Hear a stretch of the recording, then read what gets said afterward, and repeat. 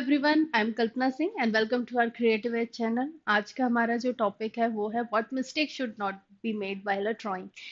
देखिए, सिर्फ स्केचिंग की बात नहीं है, कुछ हम लोग इस तरह से बिहेव भी करते हैं जैसे, क्योंकि स्केचिंग एक ऐसा पार्ट है जो हमारे प्रेजेंटेशन वाला पार्ट रहता है, तो हम कई बार ऐसे हमसे इतना कॉन्फिडेंट नहीं हो पाता है, हम इतने कॉन्फिडेंट नहीं हो पाते कि हम अपनी ड्राइंग से रिलेटेड किसी से बात कर पाए, मेंटोर से, टीचर से, पेरेंट्स से। हमें हमेशा एक डर रहता है कि अरे कोई कुछ बोल ना दे। तो इस चीज से ये भी एक बहुत बड़ी मिस्टेक है हमारी। तो आज के इसी वीडियो में हम लोग बात करेंगे कि ऐसी कौन सी कॉमन मिस्टेक्स है जो कोई स्टूडेंट हमेशा करता ही करता है। एक ना एक मिस्टेक्स तो उसकी हैबिट में आ ही जाती है। तो हम स्टार्ट करते हैं आज के वीडियो में, जिसमें हम सबसे पहले समझेंगे कि लैक ऑफ पेशेंस। देखो, ऑब्वियसली सी बात है, ये बहुत, जब भी हम कोई प्रैक्टिकल वाली चीज या परफॉर्म करने वाली चीजें पे वर्क करते हैं तो हमें बहुत सारी प्रैक्टिस की जरूरत होती है। एक टाइम ऐसा आता है जब हम है ना अपने आप को मतलब जैसे आप ड्राइंग कर रहे हैं या आप स्केच बना रहे हैं, आपसे नहीं बन रहा, तो आप क्या फील करने लगते हो, जैसे कि आप बोर हो रहे हो। आप उसको स्किप कर दोगे, अरे यार बाद में कर लेंगे, थोड़ी देर बाद कर लेंगे। तो ये पार्ट आपको नहीं करना है। देखो, बहुत इंपॉर्टेंट है कि ड्राइंग टेक अ टाइम। और आप जो भी कंसिस्टेंट प्रैक्टिस कर रहे हैं, जो आप डेली प्रैक्टिस कर रहे हो, उसमें पेशेंस होना बहुत ज़रूरी है। ऐसा नहीं है आपको बहुत रियलिस्टिक वर्क नहीं करना है। देखो, आपको एक सजेशन भी देंगे कि आप ऐसे मत करिए कि आपने जो क्वेश्चन ले लिया आप उस पे ही पूरा दिन लगे हो, तो इससे बोरियत तो फील होगी। आपके अंदर का वो पेशेंस भी खत्म हो जाएगा कि मुझे, अरे ये चीज़ हो रही है, ये नहीं बन रहा है, ऐसा नहीं बन रहा है, होने दो मिस्टेक्स। वो मिस्टेक्स होने दो, बट प्रैक्टिस आपकी रेगुलर बेसिस में, जैसे आपने 30 मिनट का या 40 मिनट का अपना टाइम शेड्यूल किया है, जो भी आप स्केड्यूल करते हो अपने टाइम को, उस टाइम पे आप अगर बैठे हो तो आपको अपना 40 मिनट्स उतनी देर वहां से नहीं हिलना है। फिर आप पूरे दिन काम करिए ना, आप अपना जितना भी करो, बट वो 40 मिनट्स बहुत इंपॉर्टेंट है कि इससे आपका टाइम मैनेजमेंट भी आपको समझ में आता है, एक वर्क की स्पीड भी समझ में आती है, एक स्केच को कंप्लीट कितनी देर में कर रहे हो ये भी समझ में आता है। तो प्लीज आप अपने पेशेंस को बना के रखिए जब आप ड्राइंग की प्रैक्टिस करते हो। ओके, तो सेकंड वाले अगर हम पार्ट की बात करें और कौन सी, देखो, हाँ, एक चीज बहुत इंपॉर्टेंट है, स्केचिंग की प्रैक्टिस करो तो इस टाइप से करो, ऐसे छोटे छोटे से रफ स्केचेस बनाओ जो आपके डेली लाइफ में है। तो इससे क्या होगा, आप अपना स्पीड में भी वर्क करोगे, न्यू न्यू आइडियाज पे वर्क करोगे, बहुत सारी चीजों को ऑब्जर्व कर रहे होगे। तो जब आपका पेशेंस, जब आप लूज करने लगते हो, आपको लगता है कि बहुत बोर हो रहा हूँ, तो उस टाइम पे कुछ इस टाइप के स्केचेस बनाना शुरू करिए इमेजेस के रेफरेंस लेकर, जिससे आपको थोड़ा सा मजा भी आएगा और आपका इंटरेस्ट भी बढ़ेगा। तो बहुत डिटेलिंग वाला काम अभी स्टार्टिंग में मत करिए, जब तक ये लास्ट लास्ट के वर्क हैं आपके, लास्ट 2 मंथ के, तब करिए। अभी प्रैक्टिस करते टाइम कुछ इस टाइप के स्केचेस बनाइए। देखो, इसमें कोई भी डेप्थ नहीं है, अगर आप इधर देखोगे तो ओनली लाइन, जितना वर्क है लाइन पे, लाइन की प्रैक्टिस करिए। इस टाइप की लाइनों की गलती नहीं करिए जो आप देख रहे हो, ये ब्रेक लाइन कहलाती है, ठीक है। जैसे यहाँ से थोड़ा थोड़ा सा नहीं, हमारे मार्क्स इधर से कट हो जाते हैं क्योंकि अभी हम इतने प्रोफेशनल नहीं हुए हैं, और अभी हम इतने जल्दी प्रोफेशनल हो भी नहीं पाएंगे। तो इस चीज का भी ध्यान रखना है, जब आप ड्राइंग की प्रैक्टिस करते हो तो ब्रेक लाइन का यूज ना करें। आपको किस तरह की लाइंस बनानी है, इस तरह की लाइनों पे आपको वर्क करना है जो सीधी सीधी स्ट्रेट लाइन है। इससे आपकी लाइन क्वालिटी इंप्रूव होगी और आपको अपना काम करने में मजा भी आएगा जब वो नीट एंड क्लीन दिखेगा। तो प्लीज बी पेशेंस, अपना पेशेंस बना के रखिए, और उस पे 40-30 मिनट का टारगेट बना के रखिए। अगर आप बहुत टाइम तक नहीं बैठ पा रहे तो कम टाइम पे करिए, बट उस टाइम पे अदर वर्क मत चूज करिए। अब हम नेक्स्ट बात करते हैं कि और क्या, स्किपिंग फंडामेंटल, यस, बहुत इंपॉर्टेंट पार्ट है। फंडामेंटल हम स्किप कर देते हैं, क्यों? क्या होते हैं फंडामेंटल? हम किसी भी चीज का, जैसे आपको बोला, आपके सामने कोई जो स्टूडेंट्स वर्क कर रहे हैं उनके सामने क्वेश्चन आया, प्रीवियस ईयर का क्वेश्चन उठाया, उन्होंने सॉल्व करना शुरू कर दिया, वो सॉल्व होगा ही नहीं। जिसकी वजह से क्या होता है, क्यों नहीं होगा? क्योंकि आपको बेसिक फंडामेंटल नहीं पता है। जब तक आप बेसिक फंडामेंटल की नॉलेज नहीं रखेंगे, आप कभी भी प्रपोर्शन वाइज करेक्ट नहीं बना पाएंगे। तो कभी भी फंडामेंटल स्किप नहीं करना। दो टाइप के फंडामेंटल्स हैं, एक तो आपकी डिजाइन से रिलेटेड फंडामेंटल है, जो कुछ थ्योरी बेस्ड होते हैं, उनका समझना भी बहुत जरूरी है। एक होते हैं फंडामेंटल, जैसे आप बात करेंगे basic principle such as a perspective, anatomy and a proportion and can lead a weak foundation. जब आप वीक फाउंडेशन के ऊपर वर्क करते हो तो आप बहुत सारी मिस्टेक कर रहे हो। तो सबसे पहले आपको अ, ये तो करना ही नहीं है, बेसिक प्रिंसिपल्स के ऊपर बहुत ज़्यादा आपको वर्क करना ही है। आप करिए, कैसे करेंगे, छोटे-छोटे से टॉपिक्स उठाइए, फंडा जैसे कि ह्यूमन फिगर की प्रैक्टिस कर रहे हैं, एनाटॉमी पे वर्क कर रहे हो, तो आप क्या करोगे, आप बेसिक फंडामेंटल समझिए। जैसे कि हमने 7.5 हेड पर बॉडी बनाना स्टार्ट किया। अब 7.5 के पार्ट में जब हम डिवाइड करते हैं हेड्स को, तो कौन से हेड पर हमारा क्या सही प्रोपोर्शन आ रहा है कि नहीं। जैसे 1 हेड पे हमारी चिन आती है, 2 हेड पे हमारे एपिगैस्ट्रियम आता है, 3 हेड पे हमारे नेवल आती है। तो ये बेसिक फंडामेंटल है, तो इस बेसिक फंडामेंटल को समझिए। पर्सपेक्टिव की अगर बात करते हैं तो आपको पता होना चाहिए कि वैनिशिंग पॉइंट क्या होता है, डिफरेंट टाइप के आई लेवल क्या होते हैं, कौन से पॉइंट ऑफ व्यू से चीजें कैसे बनती हैं, 1 पॉइंट, 2 पॉइंट, 3 पॉइंट पर्सपेक्टिव के जो बेसिक्स रूल है वो क्या होते हैं। जब आपका बेसिक बहुत अच्छा होगा, बेसिक फंडामेंटल अच्छा होगा, तो आप बहुत अच्छा ड्रॉ कर पाओगे। आपको पता होगा कि अच्छा ये इसकी प्रोसेस है, इसको इस तरह से फॉलो करना है। इससे आपका टाइम भी वेस्ट नहीं होगा और आप प्रैक्टिस भी बहुत अच्छे से कर पाएंगे। अब हम जो थ्योरिकल वाली बात कर रही थी जिसमें था, देखो द एलिमेंट्स ऑफ डिजाइन। अब एलिमेंट्स ऑफ डिजाइन के बारे में आपको नॉलेज होनी चाहिए, जैसे कि लाइन क्या होती है, लाइन कितने टाइप्स की होती है, क्या क्वालिटी होती है लाइन में, ये पता होना चाहिए। शेप कैसा होता है, शेप को कन्वर्ट करके फॉर्म, फॉर्म को कैसे किया जाता है, फॉर्म को, सॉरी, शेप को फॉर्म में कैसे कन्वर्ट किया जाता है, क्या इसके रूल्स होते हैं, कलर, कौन से मीडियम्स का हमें यूज करना चाहिए, किस टाइप के मीडियम को हम यूज करेंगे और किस तरह से करना है, टेक्सचर किस टाइप के टेक्सचर्स होते हैं, इसकी नॉलेज होना बहुत जरूरी है। स्पेस क्या होता है, नेगेटिव पॉजिटिव स्पेस बहुत ज्यादा वैल्यू रखता है जब आप ड्राइंग करते हो। इसके बारे में भी अपन बहुत डिटेल से समझेंगे, नेगेटिव एंड पॉजिटिव स्पेस के बारे में। बट अभी इनके बारे में समझते हैं। वैल्यू, वैल्यू क्या होता है, शेड्स के वेरिएशंस ऐड करने पर वैल्यू क्रिएट होती है, तो ये पता होना चाहिए। दूसरा, द प्रिंसिपल ऑफ डिजाइन, इससे रिलेटेड जब आप कोई भी कॉम्पोजिशन क्रिएट करते हो तब आपको इनके रूल्स पता होना चाहिए। जैसे कि अब हम बात करें पैटर्न, जब कोई शेप को कंटिन्यू एक साथ रखा जाता है तो वो एक क्रिएट, अपना एक पैटर्न क्रिएट कर लेता है। जैसे अगर ट्राइंगल को कंटिन्यू रखा जाए तो वो ट्राइंगल अपने आप में एक पैटर्न क्रिएट कर लेगा। तो इसके बारे में पता होना चाहिए। कॉन्ट्रास्ट क्या होता है, नाटक की अगर हम बात करें तो नाटक में डिजाइन, प्रिंसिपल ऑफ डिजाइन से रिलेटेड क्वेश्चन आ रहे हैं, जो भी मतलब क्वेश्चन कैसे आ रहे हैं, आपको ड्राइंग करने के लिए इन फंडामेंटल्स का यूज किया जाता है। जैसे बैलेंस में इसको बनाइए, एम्फेसिस का यूज कीजिए, कॉन्ट्रास्ट दिखाइए कंपोजिशन में, जैसे 3D कंपोजिशन है, शेप, ज्योमेट्रिकल शेप में आप कैसे कॉन्ट्रास्ट क्रिएट करा जाता है। तो आपको इसके भी बेसिक फंडामेंटल पता होना चाहिए, तभी आप बहुत अच्छे से कंपोजिशन क्रिएट कर पाएंगे। आप डिफरेंट टाइप के टेक्सचर ऐड करेंगे तो आपकी ड्राइंग और अट्रैक्टिव होगी। तो थोड़ा सा इसका भी हमें नॉलेज रखना है, आपको फंडामेंटल्स को स्किप नहीं करना है। अगर आप करेंगे तो आप जब प्रैक्टिस करेंगे तो आप बहुत ज़्यादा मिस्टेक कर रहे होंगे और आपको खुद नहीं समझ में आएगा कि मिस्टेक्स मुझसे हो क्यों रही है। उसका रीज़न यही है कि आपको उसके बेसिक फंडामेंटल नहीं पता है। अब हम बात करते हैं नेक्स्ट वाले पार्ट में, प्रैक्टिस। यस, आज मन नहीं है, आज पेरेंट्स के यहाँ जाना है, आज पेरेंट्स के साथ बाहर जाना है, आज क्लास में मन नहीं लग रहा था, आज ये करना है, आज उधर ही, बहुत सारे एक्सक्यूजेस होते हैं हमारे पास जब हमें काम नहीं करना होता है। जब हम काम में, आज आपने एक चीज के ऊपर वर्क किया, 3 दिन आपने छोड़ दिया, तो अब जो आज आपने मेहनत की है वो 3 दिन बाद बेकार जाएगी। तो देखिए, बहुत ज्यादा टाइम मत दीजिए, बट 30 मिनट बैठ के इसके ऊपर वर्क करिए।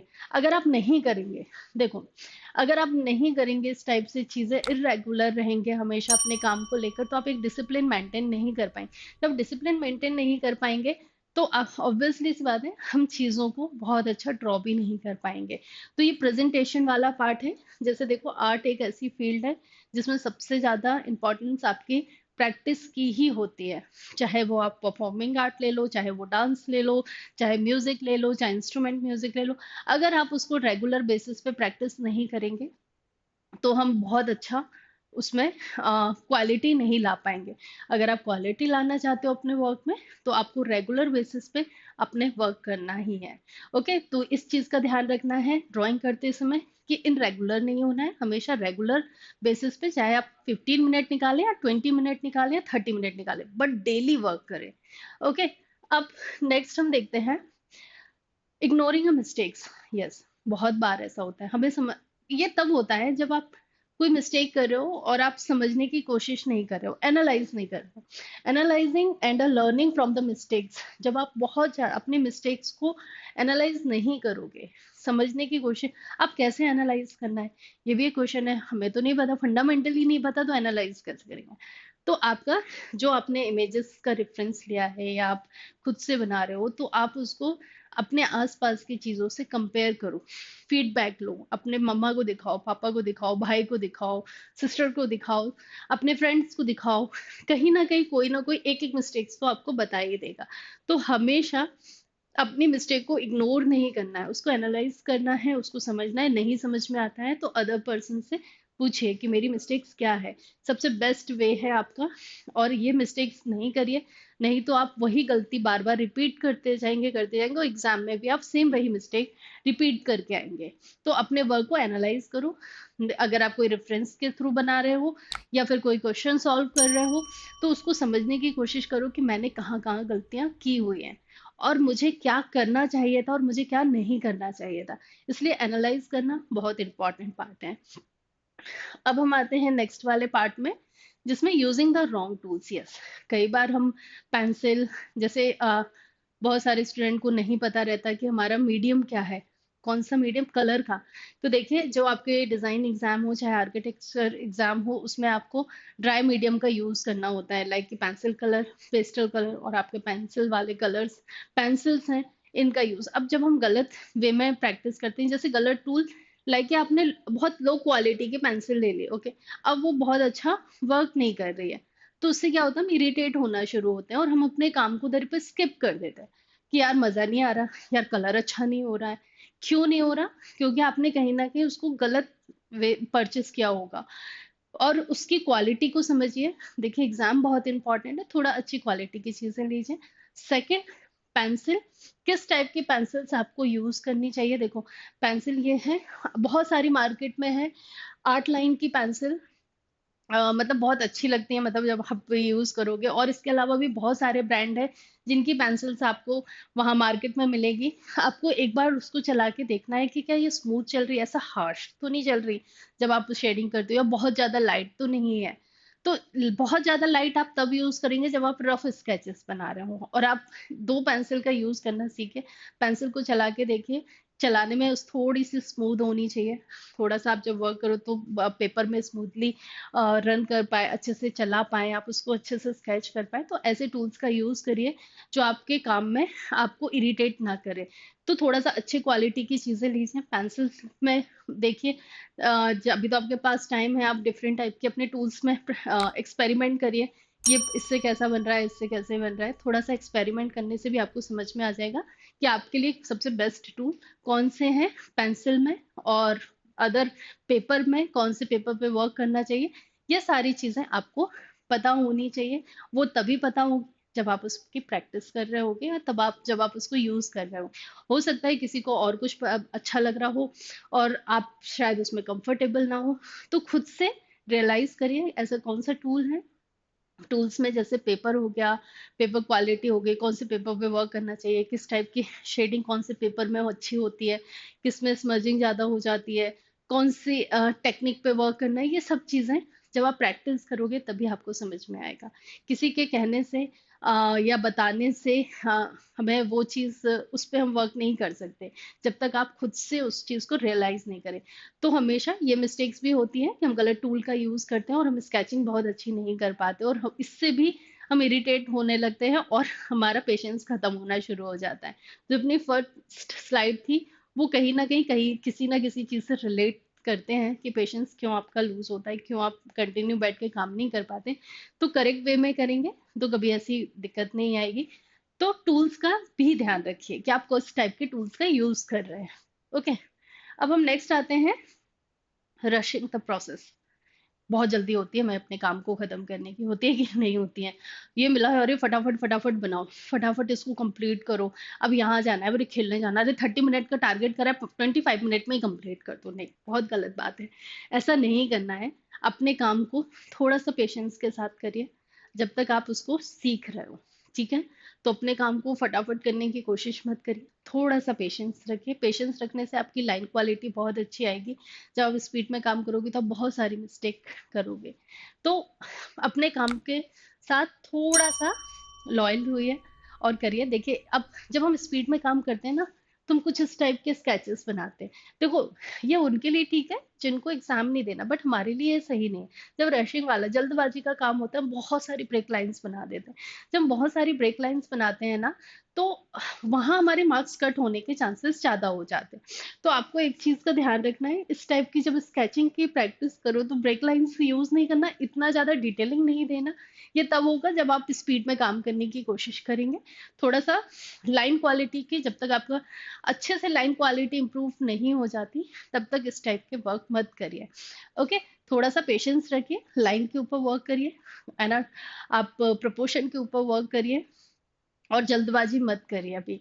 फिलहाल जब तक अभी हमारे पास कुछ 3 to 4 मंथ और 6 मंथ है, तब तक हमारे पास जो टाइम है उसको यूटिलाइज करिए, उसका बहुत अच्छे से यूज करिए और धीरे धीरे प्रैक्टिस में इम्प्रूवमेंट और टाइम मैनेजमेंट पे थोड़ा सा वर्क करिए। ओके, अब हम आते हैं नेक्स्ट वाले स्लाइड पर, जो है नॉट ऑब्जर्विंग, जो आपकी होती है केयरफुली। जब भी आप कोई ड्राइंग बनाते हो, जैसे मेमोरी और imagination without a sufficient observation, जैसे कि आप जब आप बहुत अच्छे से ऑब्जर्वेशन नहीं करते, जैसे कि आपने देखा होगा आपके एग्जाम में पर्सपेक्टिव से रिलेटेड बहुत सारे ऑब्जेक्ट आते हैं, अलग अलग एंगल से आपको बनाना होते हैं। डिजाइन थिंकिंग के अगर आप कोई प्रोडक्ट बना रहे हो तो आपको बहुत सारी चीजों को अलग अलग एंगल से शो करना होता है।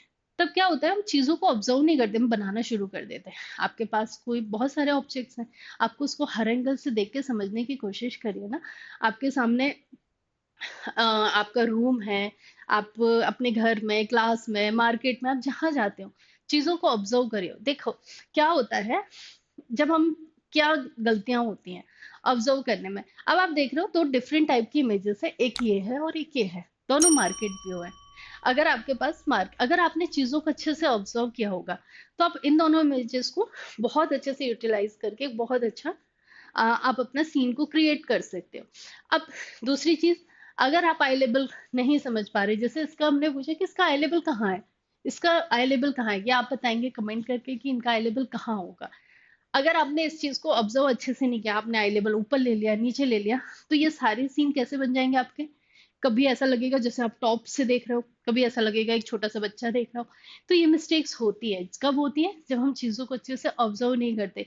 अब जैसे ड्राइंग में अब आपको ये सीन बना देगा, अब आप बोलोगे इतनी डिटेलिंग नहीं, इतनी डिटेलिंग नहीं करनी है।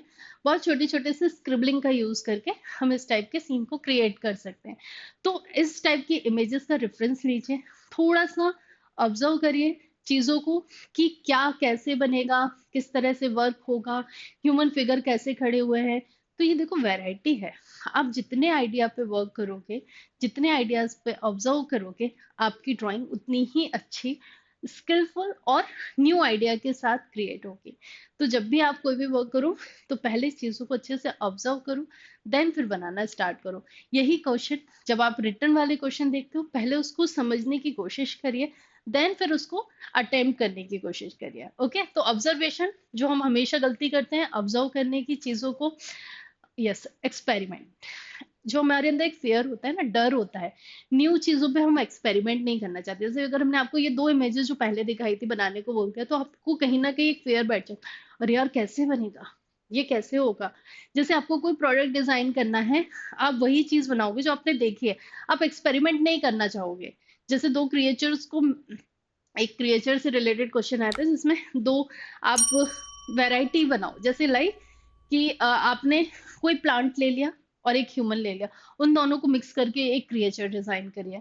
तो इस टाइप के जब आप नए नए टेक्निक और नए नए आइडिया पे वर्क करोगे ना, तो ये डर खत्म होगा, जो आप एक्सपेरिमेंट करने से डर रहे हो ना। डिफरेंट आई लेवल पे वर्क करो, एक ही इमेजेस को डिफरेंट डिफरेंट आई लेवल पे वर्क करो। देखो आप बहुत अच्छा वर्क कर लोगे। अगर यही सबसे बड़ी हमारी गलती होती है कि हम न्यू आइडियाज को नहीं करते। और जब न्यू, देखो आप एक बात मानिए, यहाँ पर आपके बहुत सारे स्टूडेंट्स के साथ कंपटीशन है, जिन्हें आप जानते भी नहीं हो कि कौन सा पर्सन किस तरह की प्रैक्टिस कर रहा होगा, राइट। जब आपको पता ही नहीं है, हो सकता है तब यही एक्सपेरिमेंट आपकी आइडिया को एकदम यूनिक बनाएंगे। तो प्लीज आप अपने एक्सपेरिमेंट से बिल्कुल मत डरिए, रोज नए आइडिया पे वर्क करिए, एक जैसा काम मत करिए। जैसे आज आप रूम बना रहे हो तो रूम ही रूम बना रहे हो, कितने प्रैक्टिस करे जा रहे हो, उसका कोई रिजल्ट नहीं निकलता। तो जब तक आप न्यू आइडिया पे वर्क नहीं करोगे, तो प्लीज डरो मत, रोज नए आइडिया पे एक्सपेरिमेंट करिए अपने। ओके, अब हम नेक्स्ट आते हैं। इसके अलावा जो आपके आइडियाज है, उसके अलावा आप टेक्निक पर भी वर्क करिए। इस टाइप की टेक्निक, देखो शेडिंग क्या होती है, जब हम शेडिंग करते हैं ना, तुम्हारे स्मजिंग मतलब पेपर को हम ब्लैक कर देते हैं, तो हमसे ये गलतियां होती हैं। स्पीड में वर्क नहीं हो पाता क्योंकि हम थोड़ा सा लैग कर जाते हैं अपनी नॉलेज को, शेड्स को समझने में। थोड़ा सा टाइप टेकिंग टॉपिक है सायोग्राफी वाला। बट अगर नहीं कर पा रहे हो तो न्यू टेक्निक पर वर्क करिए, जैसे कि hatching, cross hatching, solid shading. ये इसमें थोड़ा सा गड़बड़ बहुत सारे स्टूडेंट करते हैं क्योंकि वो वेरिएशन नहीं दिखा पा रहे। तो आपका इसका ऑप्शनल न्यू एक्सपेरिमेंट अगर आप करो तो हैचिंग से करो, इस टाइप के शेडिंग्स करने की कोशिश करो, इस टाइप की लाइनों का यूज करो। किस तरह से स्क्रिबलिंग कैसे करते हैं, स्टिपलिंग कैसे करते हैं, इन पे भी एक्सपेरिमेंट करिए। ये आपके एग्जाम में और स्पीड से वर्क करने के लिए आपकी हेल्प करेंगे। लेकिन एक में दो टेक्निक नहीं यूज करना है। जैसे आप हैचिंग भी कर रहे हो और हैचिंग के बाद आप शेडिंग करने लगे, नहीं, या तो आप हैचिंग करिए या फिर शेडिंग करिए, बट प्रैक्टिस करिए ऐसे डिफरेंट टाइप्स के टूल में, जिससे आप टेक्सचर भी क्रिएट कर पाएंगे और अपने टाइम को भी मैनेज कर पाएंगे। तो कोई नई टेक्निक को एक्सेप्ट करने के लिए कभी भी डरो मत, नए नए आइडिया पे वर्क करो, नई नई टेक्निक पे वर्क करो। ओके, अब हम आते हैं नेक्स्ट वाले पार्ट में। अब आता है कंपैरिजन विथ अदर। बहुत बेकार चीज है ये। अपने आप को देखो, हर एक पर्सन यूनिक होता है, हर एक स्टूडेंट अपने आप में एक यूनिक होता है। क्यों अपने आप को दूसरे से कंपेयर मत करिए, ये इससे क्या होता है, आप डिमोटिवेट होना शुरू हो जाते हो। यार वही तो चाहिए हमें, हमारे आसपास कंपटीशन नहीं आएगा तो हम कैसे समझेंगे कि हमें कैसे इम्प्रूव करना है अपने वर्क को। तो जितना आप किसी भी चीज को जेलस फील करने से या कंपेयर करने से ज्यादा बेस्ट है। आज आपने उस बच्चे को देखा, यार वाह उसकी ड्राइंग इतनी अच्छी बनी है, तो आपने उसको देखा, तो आपको ये नहीं करना मैं इससे अच्छी बनाऊंगा, नहीं, उसकी ड्राइंग से सीखिए कि उसने ऐसी कौन सी टेक्निक यूज करी है, उस स्टूडेंट ने ऐसा कौन सा एलिमेंट ऐड करा है, उसने किस तरह की ड्राइंग बनाई है जो मुझे इतनी पसंद आ रही है। तो आप लर्न करिए, ना कि कंपेयर करिए, यार यार इसका ऐसा बनना है मेरे से तो बन ही नहीं रहा है। इससे ज्यादा बेस्ट आपका वे होता है उस चीज को लर्निंग प्रोसेस में कन्वर्ट करिए। अपने आप को जरूर कंपेयर करिए, अपने वर्क को रखिए, जो आपको उसका बेस्ट वर्क दिख रहा है उसके साथ कंपेयर करिए कि आपने मिस्टेक्स कहाँ की है। अगर आप इस चीज को समझ जाओगे तो आपने अपना 50% काम तो स्केचिंग का कर ही लिया। ठीक है, तो अपने आप को कंपेयर करना है। ठीक है, जितना ज्यादा आप कंपेयर कैसे करोगे, बहुत पॉजिटिव वे में करना है, ना कि नेगेटिव वे में करना है। आपको चीजों को लर्न करना है। ठीक है, तो लर्न करो तो ठीक है, अदरवाइज किसी से भी कंपेयर मत करिए। ये दो रूल या तो आप लर्न करेंगे या फिर आप जेलस फील करेंगे। तो ज्यादा बेस्ट है कि कंपेयर या तो करना छोड़ दीजिए और अपने बेस्ट आइडिया पे वर्क करिए, और अदरवाइज जो पर्सन बहुत अच्छा बना रहा है उससे लर्न करने की कोशिश करिए। तो इससे आप बहुत पॉजिटिव वे में अपने वर्क को के प्रोग्रेस को आगे लेकर जा पाएंगे। ओके, तो अब हम आते हैं नेक्स्ट वाले इसमें पार्ट में। Yes, feedback. बताया था स्टार्टिंग में भी, बोला था हमारे अंदर एक फियर होता है, एक डर होता है, पता नहीं कैसा बना होगा, लोग हंसेंगे क्या अगर मैंने पापा को दिखाया, टीचर को दिखाया, मेंटोर को दिखाया, तो चिल्लाएंगे, डांटेंगे। डांटने दो ना बेटा, कोई फर्क नहीं पड़ता। यही चीजें हैं, जब आपको कोई हार्श थोड़े से वर्ड बोल देता है या आपको बहुत बुरा लगता है, यहीं से आप अपनी प्रोग्रेस को बढ़ा पाते हो। थोड़ा सा ईगो में लोगे तो और अच्छा वर्क करोगे। तो बिल्कुल प्रूफ करिए, फीडबैक लीजिए। आप अपनी जितनी गलतियां, देखो हमारी खुद की गलतियां हमें कभी नजर नहीं आती, हमें हमेशा दूसरों की गलतियां नजर आती हैं। तो बेस्ट यही है कि आपकी गलतियां कोई अगर आपको ड्राइंग में बता पा रहा है तो बेझिझक वो 10 बार आपको हंस रहा हो, डांट रहा हो, रोज लेके जाओ, रोज फीडबैक लो। यार आज क्या मैंने जो कल बनाया था तू हंस रहा था, आज क्या मैंने ठीक किया है कि नहीं। तो इससे क्या होगा, आपको बहुत अच्छा फील होगा, अपनी गलतियां पता चलेंगी। तो अपनी गलतियों पे वर्क करना है, इसलिए कभी भी निगलेक्टिंग मत करिए अपने फीडबैक को। चाहे डांट भी खाने पड़े, खाइए, बट फीडबैक जरूर लीजिए। ओके, अब हम नेक्स्ट वाले लास्ट अपनी स्लाइड पर आते हैं, drawing only what you like. जो हमें पसंद आता है हम वही करते हैं और हम एक्सपेरिमेंट करना बंद कर देते हैं। नहीं, आपको हर टाइप की चीज़ों पे वर्क करना है। और आप ये मत सोचिए, जो आपके सब्जेक्ट हैं ये क्या करते हैं, आपको लिमिटेड कर देते हैं। जो आपको पसंद आता है ना, आप उस पर जब वर्क करते हैं, ये आपको लिमिटेड कर देंगे। और जब आप अपने आप को लिमिटेड कर दोगे, तो एग्जाम तो आपसे कुछ भी पूछ सकता है। ये तो आप मान के चलिए, कुछ भी आ सकता है एग्जाम में, कुछ भी ड्रॉ करने, क्योंकि ये बहुत बड़ा टॉपिक है। हमें खुद नहीं पता कि चीजें कहाँ से क्या कन्वर्ट होगी और किस तरह के क्वेश्चंस आ जाएंगे। तो अपने स्किल को हमेशा अपन को इम्प्रूव करना है। उसके लिए हमें बहुत अपने पसंद की चीजें ना करके, जो हमें पसंद नहीं आ रहा ना, जिसमें हमें सबसे ज्यादा प्रॉब्लम फेस करनी है, कर रहे हैं, उस पे ही वर्क करना है। तो जब आप इस तरह की मिस्टेक्स को अवॉइड करना शुरू करोगे ना, तब आप अपनी ड्राइंग को बहुत अच्छा इम्प्रूव कर पाओगे। तो आज का जो हमारा बेसिक लेसन यही था। जो कॉमनली हम लोग मिस्टेक करते हैं, वो मिस्टेक हमें नहीं करनी है। तो इस चीज का हमेशा ध्यान रखिए। जो आज के कुछ पॉइंटर्स हमने डिस्कस किए हैं, उस पे वर्क करिए, फीडबैक लीजिए, पेशेंस रखिए और बहुत मेहनत करिए। Okay, bye bye, take care.